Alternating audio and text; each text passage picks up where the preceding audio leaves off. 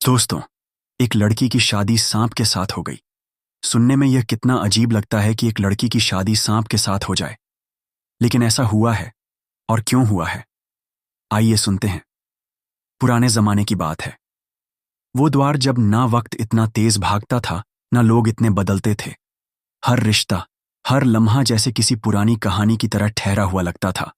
हवाएं भी जैसे धीरे चलती थीं और सूरज की रोशनी भी किसी नरम भरे लहजे में जमीन को छूती थी। उसी जमाने में एक इलाका था, हरे भरे जंगलों से घिरा हुआ, जहां की सरहदों के भीतर एक आलीशान महल था।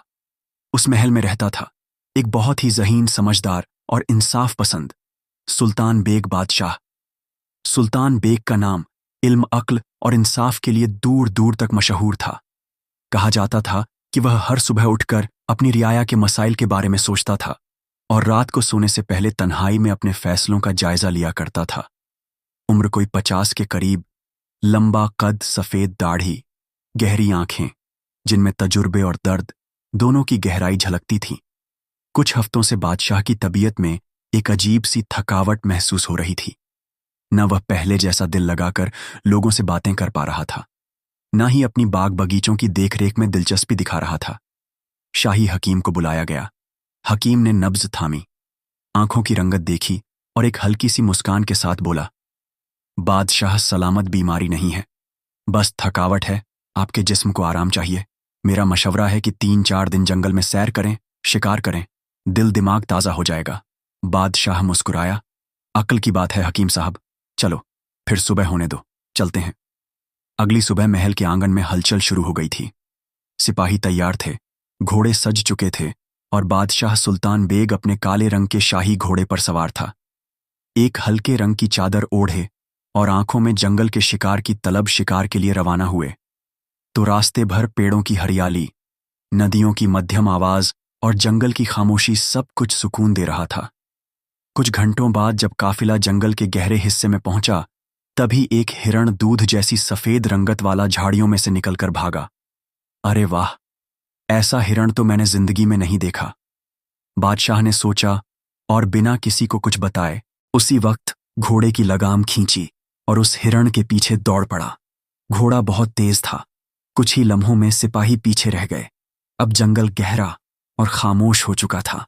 वो शाही शिकारी अब एक आम मुसाफिर की तरह उस हिरण का पीछा कर रहा था, मगर हिरण तो जैसे हवा में उड़ता चला जा रहा था। काफी दूर पहुंचकर बादशाह ने घोड़ा रोका। हिरण आंखों से ओझल हो चुका था। चलो वापस चलते हैं, बादशाह ने सोचा, और जैसे ही मुड़ने लगा, कहीं दूर से किसी के रोने की आवाज आई। मगर यह कोई मामूली रोना नहीं था। यह कोई ऐसी लड़की थी जो जैसे टूट कर बिखर कर जारो कतार रो रही हो। बादशाह ठिठक गया। उसकी सारी शिकारी वाली सनक जैसे हवा में उड़ गई। अब उसके चेहरे पर शिकन थी, उलझन थी और एक अजीब सा सवाल। इस वीरान जंगल में कोई लड़की बिना वक्त झाया किए उसने घोड़े को आवाज दी और उससे बढ़ चला जिधर से आवाज आ रही थी। जैसे ही वह थोड़ा और आगे बढ़ा, झाड़ियों के बीच से एक लड़की नजर आई। चेहरे पर काजल बिखरा हुआ था, माथे पर मांग टीका, गले में हार, हाथों में चूड़ियां, मगर हालत बदहवास। वह किसी की परवाह की बगैर सीधा उसी तरफ भाग रही थी और सामने ही एक बड़े पत्थर से टकरा गई। ढप वह औंधे मुंह गिर गई। बादशाह घोड़े से फौरन उतारा, दौड़कर उस लड़की के पास गया। बेटी, क्या हुआ? तुम ठीक तो हो? कौन हो तुम? यह दुल्हन वाला लिबास जंगल में क्यों हो तुम? लड़की हाँफती हुई कांपती आवाज में कुछ कहना चाह रही थी, लेकिन सांसें जवाब दे रही थीं। उसकी आंखों से आंसू यूं बह रहे थे जैसे कोई बहुत बड़ा दर्द सीने में दबा हो। बचाइए, बचा लीजिए, वो लोग मुझे मार डालेंगे। बादशाह घबरा गया। कौन लोग? किससे भाग रही हो तुम? लड़की ने इधर उधर देखा जैसे कोई उसका पीछा कर रहा हो। बादशाह ने उसे अपने चोगे से ढांपा, पानी की मशक से कुछ घूंट उसे दिए और उसे उठाकर एक पत्थर पर बिठाया। अब बताओ, क्या माजरा है? वो लड़की कांप रही थी। आंसुओं से चेहरा भीग चुका था और जबान लड़खड़ा रही थी। सामने खड़े उस सादगी से लिबास पहने मर्द को देखकर कुछ पल वह सहमी रही। फिर जैसे ही उसमें थोड़ा होश आया, एकदम से उठ खड़ी हुई। उसकी आवाज थरथरा रही थी। मुझे जाने दीजिए, मुझे बादशाह से मिलना है। मैं बहुत मुश्किल से निकली हूं, बहुत जरूरी बात करनी है, मुझे जाने दीजिए। बादशाह ने उसकी बात सुनते ही हल्के से भें चढ़ाई। उसने लड़की को ऊपर से नीचे देखा। चेहरा गमगीन, लिबास मटमैला हो चुका, मगर उस पर से दुल्हन का रंग उतरा नहीं था। बेटी, बादशाह ने नरमी से कहा। बादशाह महल में नहीं है, वो तुम्हारे सामने खड़ा है। मैं ही हूं इस सरजमीन का बादशाह, सुल्तान बेग। बस आज शिकार की नीयत से अकेला निकल आया था। काफिला पीछे रह गया। लड़की की आंखें हैरानी से फैल गईं। उसने सामने खड़े उस शख्स को सर से पांव तक देखा। न शाही लिबास, न ताज, न सिपाही। यह बादशाह कैसे हो सकता है? उलझन से भरी निगाहों से वह पीछे मुड़ी। इधर उधर देखा ही था कि एक ही लम्हे में जंगल की तरफ से घोड़ों की टापों की आवाज आई। कुछ सिपाही घोड़ों पर सवार दौड़ते हुए आए और सामने खड़े उस सादा से आदमी के आगे गए। बादशाह सलामत, आप यहां थे? हम सब परेशान हो गए थे।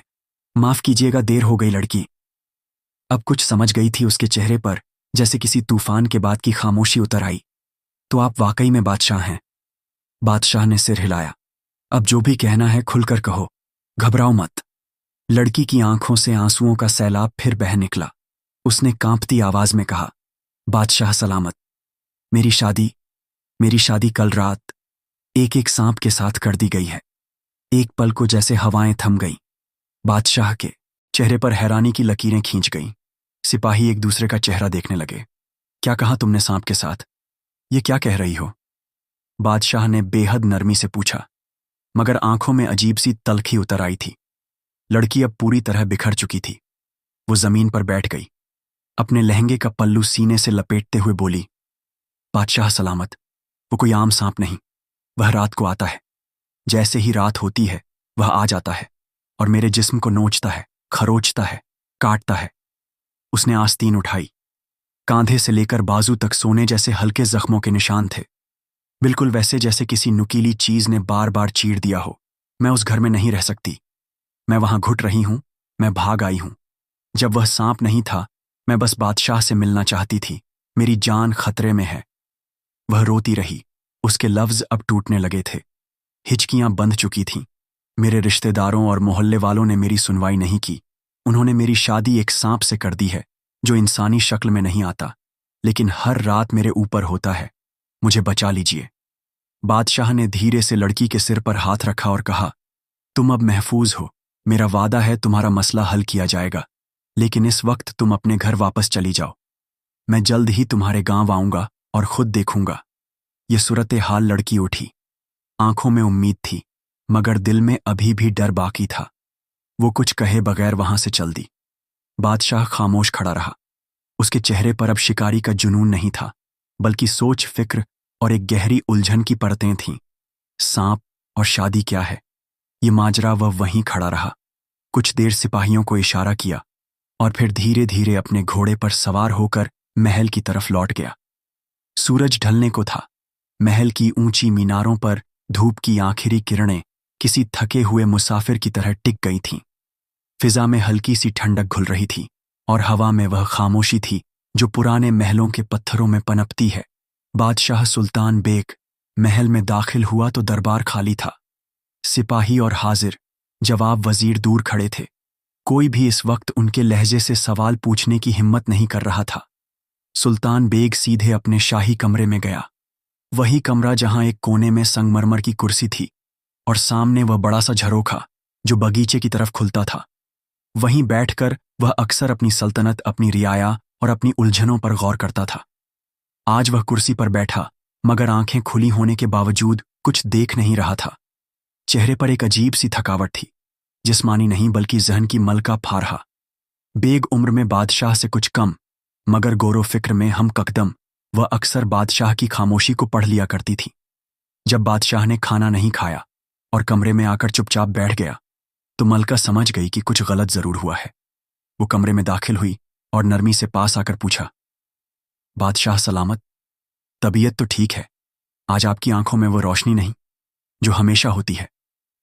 सुल्तान बेग ने धीरे से सिर उठाया, जैसे नींद से जागे हों। एक गहरी सांस ली और फिर रुक रुक कर जंगल का पूरा वाकया मलका को सुना दिया। हिरण का पीछा, लड़की की एंट्री, सांप की बात और उसके जिस्म पर बने जख्म।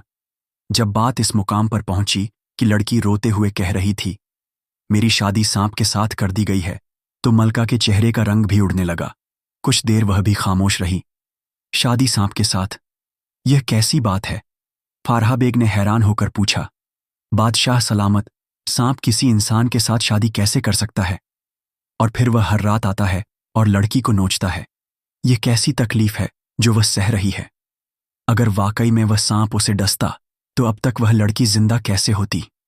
बादशाह ने धीरे से कहा, यही सवाल मेरे जहन को चैन नहीं लेने दे रहा है। इंसानी सोच से यह बाहर की बात लगती है, मगर जो कुछ मैं देखकर आया हूं वह भी झूठ नहीं हो सकता। लड़की के जिस्म पर जो निशान थे वह किसी नाटक या अफवाह का हिस्सा नहीं लगते। मलका ने गौर से बादशाह का चेहरा देखा, फिर धीरे से बोली, इस मामले के पीछे कुछ और बात जरूर है। हो सकता है कोई ऐसा आदमी हो जो सांप की शक्ल में आता हो, या फिर उसे जबरदस्ती सांप से जोड़ दिया गया हो। मगर बात कोई भी हो, इसमें किसी ना किसी इंसानी जुल्म की बात आती है। बादशाह ने सर हिलाया। मुझे भी ऐसा ही लगता है। यह मामला किसी आम शादी ब्याह का नहीं। इसमें या तो कोई बड़ा धोखा है या फिर कोई बेआज साजिश। मलका ने कहा, आपको तह तक जाना चाहिए। यह तो आपसे मदद मांगने आई थी, और अगर हकीकत वाकई इतनी सख्त है तो उस लड़की को महफूज करना आपका काम है। इसके बाद वह चली गई और बादशाह किसी सोच में गुम हो गया। महल के दीवान खास में शाही चिराग जलाए जा चुके थे। रात धीरे धीरे गहराने लगी थी और बादशाह सुल्तान बेग अपनी कुर्सी पर बैठा बड़ी गहरी सोच में डूबा हुआ था। उसकी आंखों में अब भी उस लड़की की कांपती हुई छाया घूम रही थी। एक दुल्हन जिसके जिस्म पर जख्म थे और लबों पर राहत की फरियाद। उसी लम्हे उसने अपने सबसे भरोसेमंद 3 सिपाहियों को बुलवाया। यह तीनों वो लोग थे जिन्होंने कई बार बादशाह के लिए जान की बाजी लगाई थी। आंखों में वफाजन में होशियारी और दिल में बादशाह का एहसास। इन पर बादशाह को पूरा यकीन था। बादशाह ने धीरे से अपनी कुर्सी से उठते हुए कहा, तुम्हें एक जरूरी काम सौंप रहा हूं। वह लड़की जो जंगल में मुझसे मिली थी, जिस पर जुल्म की इंतहा हो चुकी है, मुझे उसके घर का पता लगाना है। तीनों सिपाही ध्यान से सुन रहे थे। जिस सिमत से वह लड़की आई थी उसी तरफ जंगल में जाकर तलाश शुरू करो।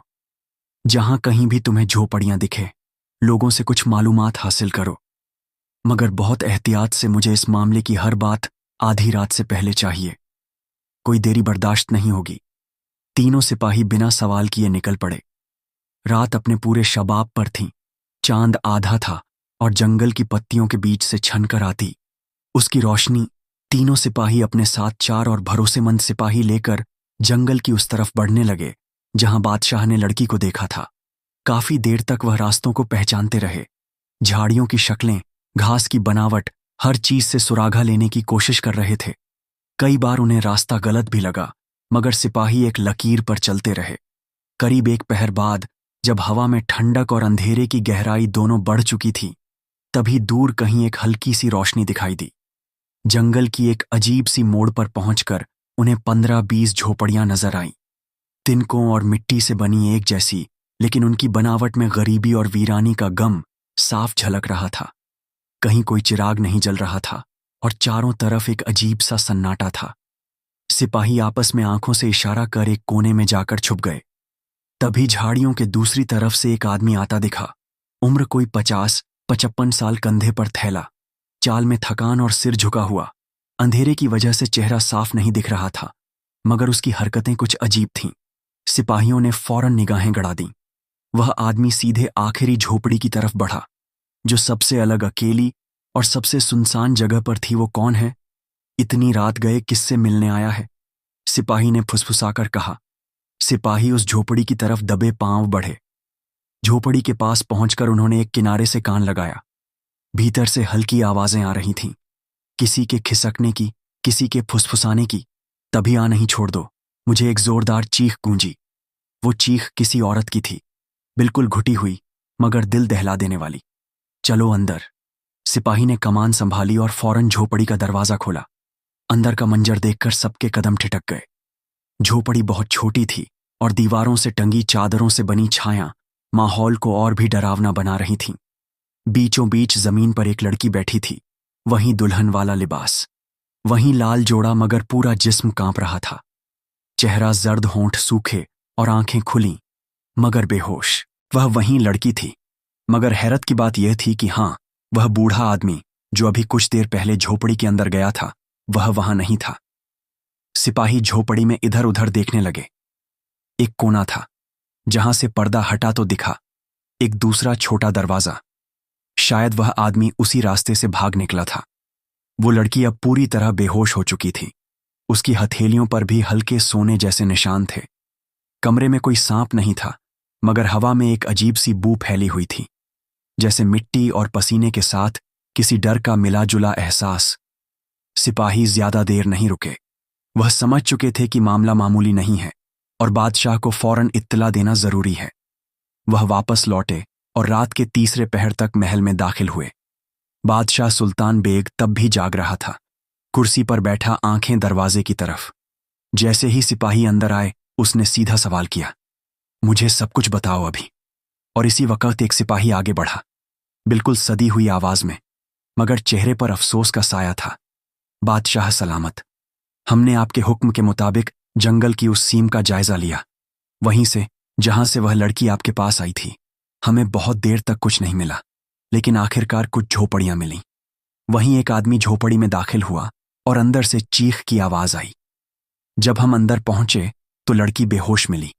पूरे जिस्म पर गहरे निशान थे, मगर वह आदमी गायब था। बादशाह ने गंभीर लहजे में पूछा, क्या तुम्हें झोपड़ी के अंदर कोई सांप नजर आया? सिपाही ने नजरें झुकाकर कहा, नहीं बादशाह सलामत, हमने हर कोना छान मारा, वहां कोई सांप नहीं था। तो फिर बादशाह की आवाज अब तल्ख हो गई, तो फिर तुम सब वहां से क्यों लौटे? तीनों सिपाही एक लम्हा खामोश रहे। फिर एक सिपाही थोड़ा आगे आया और कहा, बादशाह सलामत, हमने एक ऐसा कदम उठाया जो आपके हुक्म में शामिल नहीं था, लेकिन हमें मजबूरी में लेना पड़ा। बादशाह ने भौहें चढ़ाई। क्या किया तुमने? सिपाही बोला। बादशाह सलामत, उस लड़की की हालत इतनी नाजुक थी, पूरा जिस्म कांप रहा था, सांसें टूट रही थीं और जख्म इतने गहरे थे कि हम डर गए। हमने फैसला किया कि उसे वहीं छोड़ने से बेहतर है कि उसे शाही हकीम के पास लाया जाए। वह अब महल के शिफा खाने में है, बेहोशी की हालत में। सुल्तान बेग कुछ पल के लिए खामोश हो गया, फिर गहरी सांस लेकर बोला, तुम लोगों ने सही किया, बहुत अच्छा किया। अगर तुम उसे वहीं छोड़ आते तो शायद यह लड़की सुबह का सूरज भी ना देख पाती। उसने तीनों सिपाहियों को शुक्रिया कहा और फिर वहीं से फौरन शिफा खाने की तरफ रवाना हो गया। शाही शिफा खाना महल से थोड़ी ही दूरी पर था। एक सीधा रास्ता जो गुलाबों की क्यारियों के बीच से निकलता हुआ एक बड़े अहाते तक पहुंचता था। जैसे ही बादशाह अंदर दाखिल हुआ, वहां की खामोशी में बस एक धीमी धीमी सांसों की आवाज थी।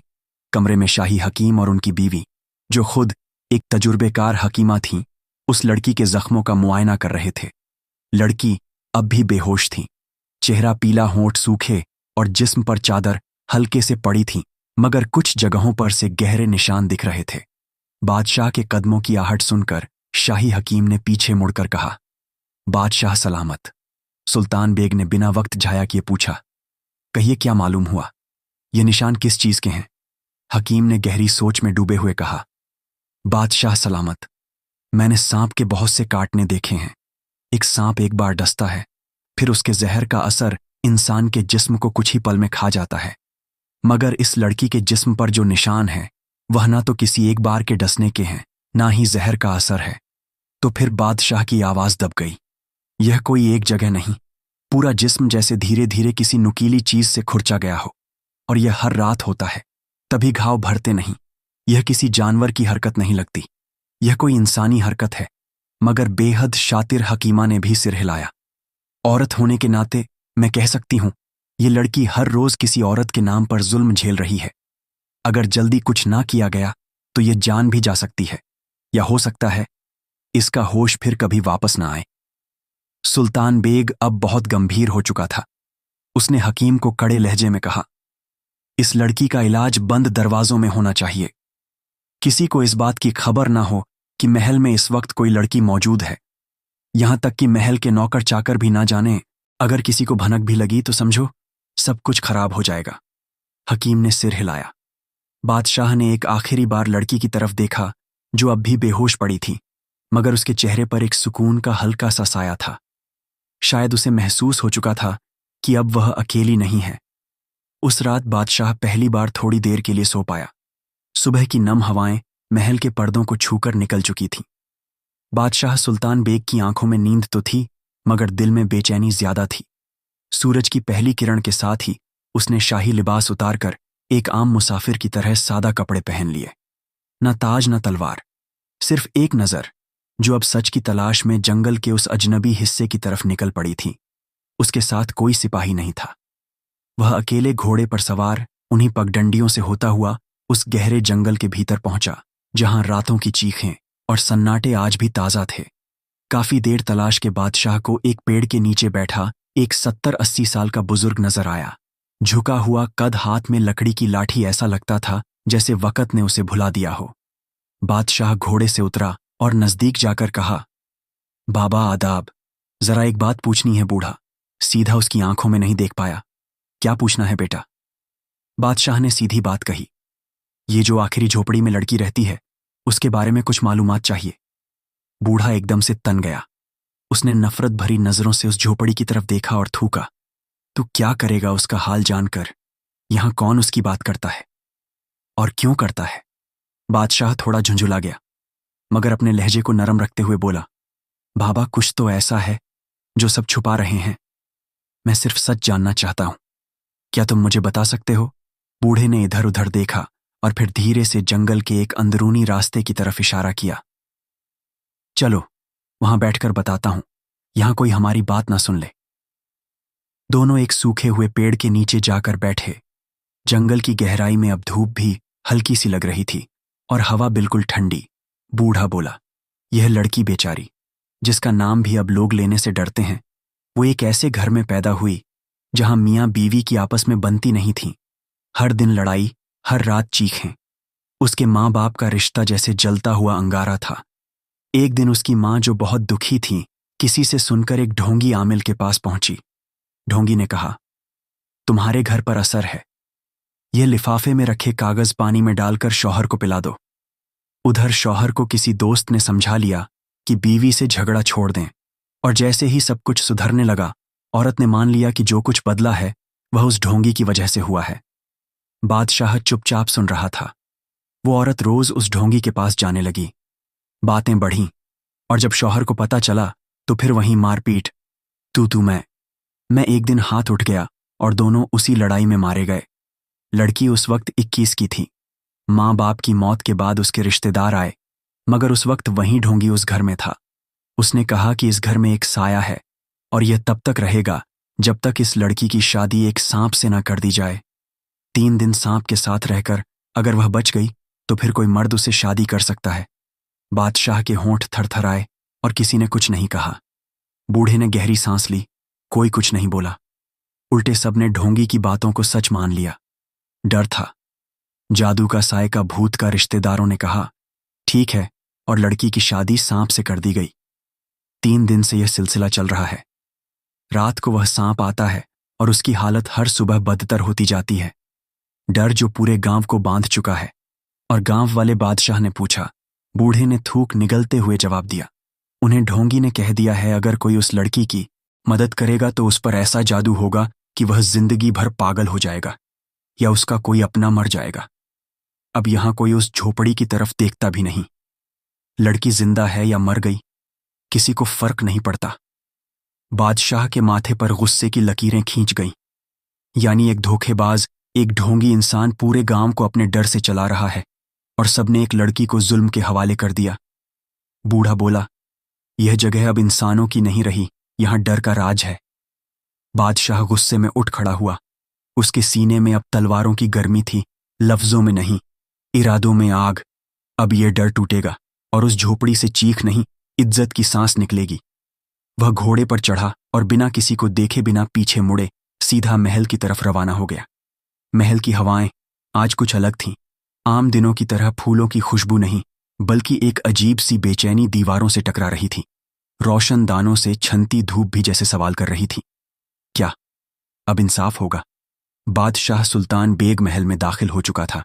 चेहरा सख्त, आंखें गहरी और लहजा बिल्कुल चुप। सीधे शाही शिफा खाने पहुंचा, जहां वो लड़की अब होश में थी। जैसे ही बादशाह अंदर दाखिल हुआ लड़की की आंखें भर आईं। वो कांपती आवाज में बोली, आपने कहा था मेरा मसला जल्द हल करेंगे, लेकिन 2 दिन हो गए और अब तक मैं इसी तकलीफ में पड़ी हूं। उसके लब्बों पर शिकवा नहीं था। बादशाह उसके पास जाकर बैठा और बेहद नरम आवाज में बोला, बेटी, तुमने मुझे उस रोज सारी बात नहीं बताई थी। अब मैंने तह तक जाकर सब जान लिया है। तुम्हारी शादी जिस वजह से सांप से कराई गई, उसका सबब भी और साजिश भी। लड़की की आंखें फैल गईं। साजिश? हाँ, बादशाह ने गर्दन झुका ली। तुम्हारी मां किस धोखे में पड़ गई थी और तुम्हारे रिश्तेदारों ने किस अंधविश्वास में तुम्हें झोंक दिया, सब कुछ मालूम हो चुका है। लड़की अब बिल्कुल टूट चुकी थी। उसके होंठ कांपने लगे। वो जमीन की तरफ देखने लगी और कहने लगी, मुझे तो कुछ भी समझ नहीं आता। मुझे होश ही नहीं रहता। हर रात जैसे एक साया आता है और मेरा जिस्म काटता है, खरोंचता है, मुझे बेहोश कर देता है। दिन निकलने पर जब होश आता है तो बस जख्म रहते हैं। जब मैं आपसे मिलने भागी थी, उस सांप को आने में कुछ देर थी। बस वही एक मौका मुझे मिला और मैं घर से निकल गई। मेरे दिमाग पर ऐसा असर है कि कभी कभी मुझे लगता है मैं खुद भी नहीं हूं, किसी और के बस में हूं। बादशाह के दिल में जैसे कुछ पिघल गया।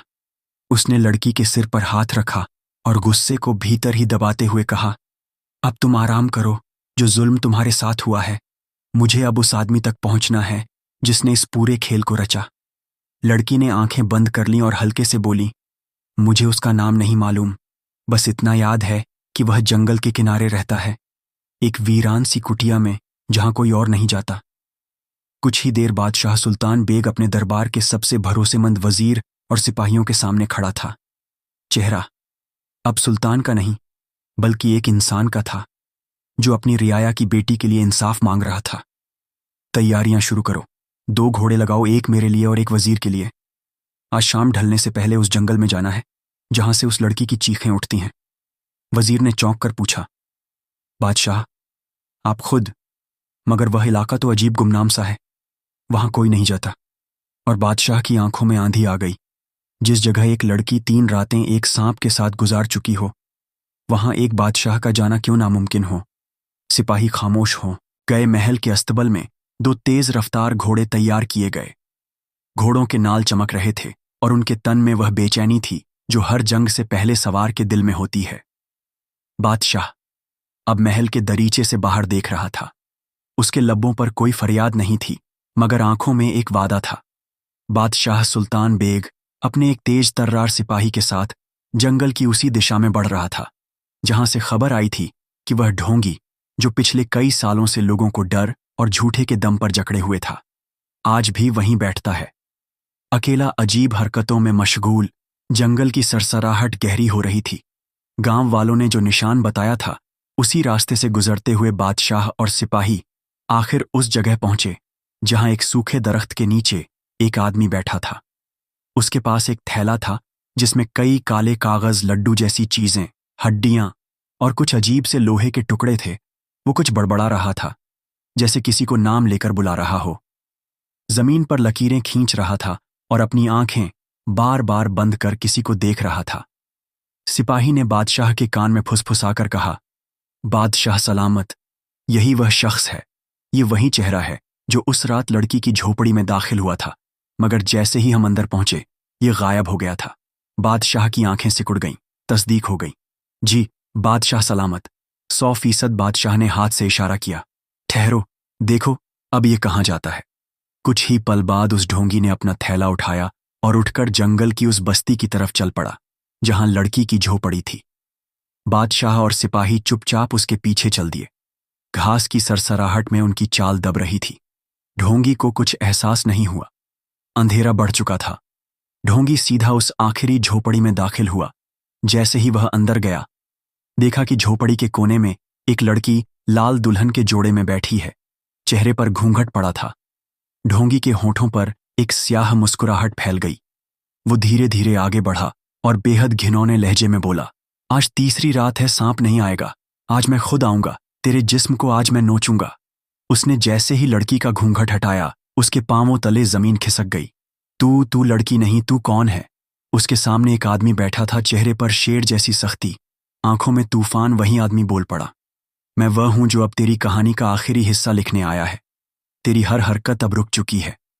ढोंगी ने पीछे हटना चाहा, मगर तभी पीछे से दरवाजे पर एक भारी साया खड़ा था। बादशाह सुल्तान बेग। बादशाह ने एक कदम आगे बढ़ाया और गरजते हुए पूछा, तू कौन है? तेरी हकीकत क्या है? तूने एक लड़की की शादी सांप से कराई। क्या मकसद था तेरा? ढोंगी एक पल को चुप रहा, फिर बेहुदा हंसते हुए बोला, मैं कौन हूं वो जो लोगों के डर को अपना दरबार बनाता है? मुझे ताकत चाहिए थी और उस लड़की के जिस्म से मुझे वह मिलती थी। आज तीसरी रात थी। तुम बादशाह हो या सिपाही, अब मेरा कुछ नहीं कर सकते। बादशाह ने कोई जवाब नहीं दिया, सिर्फ एक इशारा किया। ऊपर से झोपड़ी की छत से लोहे का एक भारी जाल गिरा। ढोंगी उसके नीचे फंस गया और जमीन पर गिरकर चीखने लगा, नहीं, मुझे मत पकड़ो, मैं सब कर सकता हूं, सब कुछ बदल सकता हूं। बादशाह उसके चेहरे के पास आया और बेहद ठंडे लहजे में बोला, अब कुछ नहीं बदलेगा, अब सिर्फ एक चीज होगी। इंसाफ। झोपड़ी की दीवारों पर पहली बार कोई चीख आई जो जालिम की थी। बादशाह और उसके सिपाही ढोंगी को लोहे के जाल में बांधकर महल की तरफ रवाना हुए। रास्ते भर वह ढोंगी जंजीरों में हिचकोले खाता रहा, मगर उसकी हंसी अब टूट चुकी थी। डर जो उसने दूसरों के दिल में डाला था अब उसकी अपनी सांसों में समा गया था।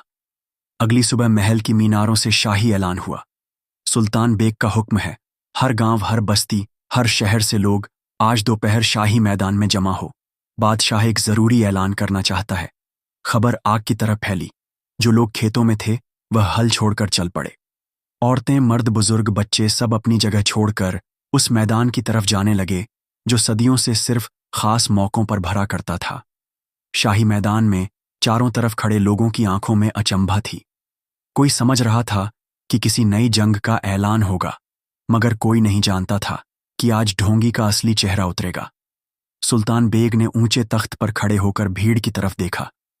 सैकड़ों लोग उसकी तरफ देख रहे थे, मगर उसके लब अब भी खामोश थे। फिर उसने सिर हिलाकर अपने सिपाहियों को इशारा किया। 4 मजबूत सिपाही एक लोहे के जाल को घसीटते हुए मैदान के बीच लाए। जाल के अंदर पड़ा था। वहीं ढोंगी, कपड़े फटे हुए बाल, बिखरे हुए चेहरा पर घमंड और पागलपन की मिलावट। लेकिन उसकी आंखों में कोई शर्म नहीं थी, सिर्फ एक अजीब सी लहर, जैसे वह अभी भी कुछ साबित करना चाहता हो। जैसे ही औरतों ने उसका चेहरा देखा, उनके चेहरे से हवाइयां उड़ गईं। यही है वह ढोंगी, हम तो इसी के पास जाती थीं। इलाज के लिए इसने तो कहा था कि मेरे बेटे की नौकरी लगवा देगा। शोर बढ़ने लगा। सुल्तान बेग ने हाथ उठाकर सबको खामोश किया और गरजती हुई आवाज में बोला, ये वही शख्स है जिसने एक लड़की की जिंदगी को 3 रातों से जख्मी कर दिया है, जिसने पूरे गांव को डर, वहम और अंधविश्वास की जंजीरों में बांध रखा था और औरतों को अपनी हवस का शिकार बनाने के लिए इलाज का नाम लिया। आज मैं इसका इंसाफ सबके सामने करूंगा ताकि जालिमों को समझ आ जाए, इस मुल्क में अब कोई लड़की की चीख पर कान बंद नहीं करेगा। बादशाह ने सिपाहियों से कहा, इसकी खैर खबर लो। ताकत का घमंड तब तक नहीं टूटता जब तक हड्डियों में सच्चाई की दस्तक ना दी जाए। सिपाही आगे बढ़े। एक ने उसके चेहरे पर थप्पड़ मारा, दूसरा उसकी टांग पर लाठी से वार करने लगा। किसी ने कमर पर लात मारी, किसी ने छड़ी से पीठ पर निशान बना डाले। ढोंगी का चेहरा अब तख्त से टकरा रहा था, मगर वह फिर भी चिल्ला नहीं रहा था, बल्कि हंस रहा था। हंसी ऐसी कि खामोश कर दे। मार लो, जितना चाहो मार लो, लेकिन मैं अब बहुत ताकतवर बन चुका हूं। तुम लोग बादशाह हो या सिपाही, मेरा कुछ नहीं बिगाड़ सकते। उसकी आवाज कांपती हुई मगर तेज थी। सुल्तान बेग ने गुस्से से अपनी तलवार निकाली। उसकी चमक ने पूरे मैदान को थर्रा दिया। तलवार को उसकी गर्दन के पास रखते हुए बादशाह ने कहा, आज तुझे वैसे भी सजा-ए-मौत देनी है, मगर इंसाफ का तरीका यही है कि आखिरी लम्हा आने से पहले तू अपनी सफाई में कुछ कहना चाहे तो कह सकता है। ढोंगी का चेहरा अब भी मुस्कुरा रहा था। वो तिरछा होकर जमीन की तरफ थूका और बोला, मुझे तुम्हारी अदालत से नहीं डर लगता और मैं अब भी हार मानने वालों में नहीं हूं। उस लड़की के साथ मेरा ताल्लुक वही है जो एक शिकारी का शिकार से होता है। यह सुनकर मैदान में सन्नाटा छा गया। औरतों की आंखें भर आईं, मर्दों के हाथ कांपने लगे, बच्चों ने अपने माँ बाप की उंगलियां कसकर पकड़ लीं। बादशाह ने तलवार वापस मन में डाल ली। आज तेरी मौत, तुझे सिर्फ मिटाएगी नहीं, बल्कि तुझ जैसों को सबक भी देगी। शाही मैदान अब पूरी तरह खामोश था। सैकड़ों आंखें उस एक शख्स को घूर रही थीं जो जमीन पर जंजीरों में बंधा पड़ा था। बादशाह सुल्तान बेग की तलवार अब भी उसके करीब थी, लेकिन उसकी बातों का जहर ज्यादा घातक था। बादशाह ने सीधा सवाल किया, इस लड़की के साथ तेरा क्या ताल्लुक है? ढोंगी की आंखों में अब कोई डर नहीं था, बल्कि वह हंसने लगा। वो हंसी जो हसद और घमंड की मिलीजुली आवाज थी। इसकी मां आई थी मेरे पास अपने शौहर के इलाज के लिए। मैंने उससे कहा, तेरा मर्द ठीक हो जाएगा, मगर एक शर्त पर कि तू 3 रातें मेरे साथ गुजारे। और उसने मान लिया। हाँ, मर्द के लिए कुछ भी करने को तैयार। भीड़ में खलबली मच गई। औरतों ने अपने मुंह ढक ली, कुछ ने रुमाल आंखों से लगाकर रोना शुरू कर दिया। लेकिन ढोंगी आगे बोला। उसके शौहर को किसी तरह पता चल गया और फिर दोनों के बीच लड़ाई हुई और उसी में दोनों मारे गए। उसने गर्दन झटका, जैसे उसके लफ्जों का कोई वजन ही नहीं। मैंने सोचा अब इसका खेल भी खत्म हुआ, मगर तभी मैंने इस लड़की को देखा। जवान, खामोश, सीधी, एकदम अकेली। मेरी हवस फिर जाग उठी। जब रिश्तेदार आए इसे ले जाने तो मैंने उन्हें डराया। कहा, इस पर साया है। कहा, जिसने भी शादी की मर जाएगा और इलाज सिर्फ एक है। 3 रातें। सांप के साथ उन्होंने यकीन कर लिया। वो लोग मेरी बातों पर भरोसा कर बैठे। बादशाह का चेहरा अब सख्त हो गया था। चेहरे की रेखाएं गुस्से से तन गई थीं। फिर बता, तूने उस सांप को कहां से लाया और वह इसे दस्ता क्यों नहीं था? ढोंगी अब भी मुस्कुरा रहा था। वह सांप असली नहीं था, वह सिर्फ दिखावे का था। दरअसल वह एक लंबी रस्सी में लकड़ी का नकली सांप बांधकर झोपड़ी में लटकाया गया था। अंधेरे में कोई देख नहीं सकता था, और जब वह लड़की रात को बेहोश होती थी तब मैं आता था। मैं ही हर रात उसे नोचता था और सुबह से पहले गायब हो जाता था। कभी उसके हाथ पर खरोच, कभी पीठ पर। वो होश में आती तो समझती सांप ने डसा। भीड़ अब गुस्से से उबल रही थी, और हर बार जब वह लड़की चीखती थी मैं ताकत महसूस करता था। बादशाह की आंखों में अब तलवार से ज्यादा धार थी। तू इंसान नहीं, तू वो गंदगी है जो रिश्तों की शक्ल में झर भरता है। आज नहीं तो कल तू किसी और की बेटी को जला देता। भीड़ में से एक औरत चिल्लाई, इसने मेरी भाभी को कहा था कि उसके बच्चे की मौत इसी की बीवी के कारण हुई है। अब भीड़ बेकाबू हो रही थी। मर्दों ने हाथ उठाए, औरतें गालियां दे रही थीं, मगर बादशाह ने हाथ उठाकर सबको रोक दिया। इंसाफ का हक कानून से होगा, भीड़ से नहीं। शाही मैदान में अब भी सैकड़ों लोग मौजूद थे। ढोंगी जंजीरों में जकड़ा जमीन पर पड़ा था, मगर उसकी आंखों में अब भी वही घमंड, वही घिनौनी चमक मौजूद थी। बादशाह सुल्तान बेग अब भी मैदान के ऊंचे तख्त पर खड़ा था। उसने तलवार की नोक से ढोंगी की ठोड़ी उठाई और गरजती आवाज में कहा, अब बता, यह लड़की जो 3 रातें तेरे डर में रोती रही, उसके साथ तूने क्या किया? ढोंगी ने हंसते हुए जवाब दिया, मेरे पास सांप हैं पालतू, मैं बीन बजाकर उन्हें नचाता हूं। मैंने अपने एक खास सांप को इस लड़की पर छोड़ दिया था। वह सिर्फ उसे डसता था, मगर उसके अंदर जड़ नहीं था। जब वह बेहोश हो जाती थी तब मैं आता था और उसके जिस्म से वह सब करता था जो एक दरिंदा करता है। मैंने उसकी मां को भी धोखा दिया था, और अब यह लड़की मेरी मजबूती का जरिया थी। सारे शहर की आंखें अब फटी की फटी थीं। औरतें खामोश थीं, मगर उनकी आंखों से आंसू बह रहे थे। मर्दों के चेहरों पर गुस्से की लाली थी, लेकिन कोई कुछ बोल नहीं रहा था, क्योंकि अब पूरी हकीकत सामने थी। ढोंगी ने सिर उठाया और फिर पागलों की तरह हंसते हुए बोला, अब मुझे फर्क नहीं पड़ता कि तुम लोग क्या करोगे। मैं बहुत ताकतवर हो चुका हूं। मैं तुम्हें और तुम्हारी सल्तनत को मिटा दूंगा। फिर वो बड़बड़ाने लगा और दोनों हाथ ऊपर उठाकर कुछ अजीब से शब्द पढ़ने लगा। कभी कोई लकीरें जमीन पर खींचता, कभी इधर उधर फूंक मारता, कभी खुद पर थूकता, कभी लोगों की तरफ घूरता, मगर कुछ नहीं हुआ। लोग देख रहे थे जैसे कोई नाटक देख रहे हो। ढोंगी की हंसी अब टूटने लगी, उसकी आंखों में खौफ आने लगा। यह कैसे हो सकता है? मेरे मंत्र बादशाह अब मुस्कुराया और धीरे धीरे उसके पास जाकर बोला, तू समझा कि तेरी लड़ाई एक बादशाह से है। तू गलत समझा। तेरी लड़ाई एक ताज से नहीं, उस आवाम से है जो अब जाग चुकी है। अब तू किसी लड़की को धोखा नहीं दे पाएगा, किसी मां को फुसला नहीं पाएगा, और किसी घर को उजाड़ नहीं पाएगा, क्योंकि अब इंसाफ सिर्फ दरबार में नहीं मिलेगा, बल्कि हर गली, हर बस्ती में मिलेगा। बादशाह ने सबकी तरफ देखकर कहा, मैं आज सब औरतों से सब माँओं से, सब बहनों से कहता हूं, अपने मसलों के हल के लिए किसी ऐसे शख्स के पास ना जाएं जो तुम्हारे जिस्म का सौदा करे, जो तुम्हारी लाज का तिजारत बनाए। अगर कोई कहे कि औरत की इज्जत ताकत का जरिया है, तो समझ जाना वो ढोंगी है, वह धोखेबाज है, और मेरी सल्तनत में अब ऐसा कोई नहीं बचेगा। अगर तुम्हें कोई दिखे जो डर या डरावनी बातें करके तुम्हें अपने पास बुलाए, फौरन मेरे दरबार में आओ। अब से ये हुक्म है। ढोंग, जालसाजी और अंधविश्वास पर बैन है। इंसाफ का दरवाजा अब हर किसी के लिए खुला है। लोगों की आंखें भर आईं, कई ने अपने हाथ जोड़ लिए। औरतें कहने लगीं, ऐसे बादशाह हर जमाने में हो। बादशाह ने सिपाहियों को इशारा किया, इसे कैद में डाल दो। इसका फैसला कल सुबह शाही अदालत में होगा, और वह फैसला ऐसा होगा जो सदियों तक लोग याद रखेंगे। ढोंगी अब चुप था, उसकी आंखों की चमक बुझ चुकी थी। जहर अब उसके अंदर ही घुटने लगा था। सिपाहियों ने उसे लोहे की जंजीरों में बांधकर घसीटते हुए किले के तहखाने में ले जाया। वहां जहां नाबीन थी, न सांप न अंधेरा, सिर्फ अकेलापन और जवाबदेही। अगले दिन सुबह शाही महल के सबसे बड़े आंगन में दरबार सज चुका था। उस दरबार में एक अजीब सा सन्नाटा था, न शोर न हलचल। सबकी निगाहें तख्त की तरफ थीं, जहां बादशाह सुल्तान बेग अपनी तलवार के साथ बैठा था। शाही फरमान जारी हुआ। आज वह दिन है जब इंसाफ सिर्फ लिखा नहीं जाएगा, बल्कि सबके सामने दिखाया जाएगा। फिर वह घड़ी आई। सिपाहियों ने लोहे की जंजीरों में जकड़ा हुआ वह ढोंगी को दरबार के बीचों बीच लाकर बिठा दिया। वही शख्स जिसने एक लड़की को रौंदा, एक मां को धोखा दिया और पूरे गांव को गुलाम बना दिया। अब वह बिखरा हुआ था, चेहरा सूझा हुआ, कपड़े फटे हुए, और आंखों में अब कोई नहीं बचा था।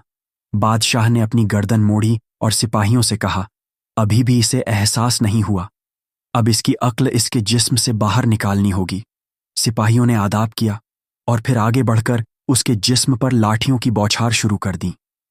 एक ने कमर पर मारा, दूसरे ने कंधों पर, तीसरे ने पैरों पर। हर लाठी उस इंसाफ की सदा बन गई जो सालों से दबा हुआ था। उसकी चीखें दरबार के पत्थरों से टकरा रही थीं, मगर अब कोई अफसोस नहीं था। जब उसका जिस्म लहूलुहान हो गया, बादशाह ने तलवार निकाली। वही तलवार जो इंसाफ के लिए उठती थी, जुल्म के लिए नहीं। तलवार की चमक में एक फैसला झलक रहा था। तेरा नाम मिटा दिया जाएगा, तेरी याद मिटा दी जाएगी, और तेरा अंजाम लोगों की आंखों में सबक बनकर रहेगा। और एक ही वार में बादशाह ने उसकी गर्दन हलक कर दी। शाही मैदान में एक घुप सन्नाटा छा गया, और फिर ताली नहीं, उम्मीद की आवाजें उठीं। वह लड़की जो कभी बेबस थी, झोपड़ी में अकेली रोती थी, आज दरबार के कोने में खड़ी थी। बादशाह उसके पास आया और नरम लहजे में कहा, बेटी, मैं चाहता हूं कि अब तुम्हारी जिंदगी नए सिरे से शुरू हो। अगर तुम्हें मंजूर हो तो मैं तुम्हारी शादी अपने उस खास सिपाही से करना चाहता हूं जिसने मेरी हर साजिश को उजागर करने में मेरा साथ दिया। लड़की ने कुछ देर चुप रहकर सिर हिला दिया, मुझे कोई ऐतराज नहीं। फिर बादशाह ने सिपाही को बुलाया और पूछा, क्या तुम्हें कोई ऐतराज है? सिपाही ने बिना हिचक के कहा, नहीं बादशाह, सलामत, मुझे भी कोई ऐतराज नहीं, बल्कि यह मेरे लिए फक्र की बात होगी। उसी शाम महल में छोटी सी शादी हुई। महल के सभी वजीर, सिपाही और खास लोग मौजूद थे। लड़की ने पहली बार एक हल्की सी मुस्कान के साथ आंसू बहाए। अब वह आंसू गम के नहीं थे, बल्कि राहत और इज्जत के थे। बादशाह ने उन्हें महल में ही एक अलग हिस्सा दे दिया, जहां वह दोनों अपने नए सफर की शुरुआत कर सकें। उसके बाद जब भी किसी गांव में कोई ढोंगी की खबर आती, बादशाह खुद या अपने सिपाहियों को भिजवाते। वो कहते, अब ना कोई बेटी जलेगी, ना कोई मां फंसेगी। अब यह सल्तनत डर से नहीं, बिना डरे चलेगी। और इस तरह यह कहानी खत्म नहीं होती, यह एक सबक बन जाती है। वह लड़की अब एक मिसाल थी जिसने डर के सामने झुकने के बजाय इंसाफ के लिए दौड़ लगाई, और एक बादशाह जिसने सिर्फ तख्त का नहीं, दर्द का भी साथ निभाया। और इस तरह उस लड़की की शादी सांप के साथ हो गई थी। अब वह महल में रहने लगी और एक सिपाही की बीवी बन गई और हंसी खुशी जिंदगी गुजारने लगी।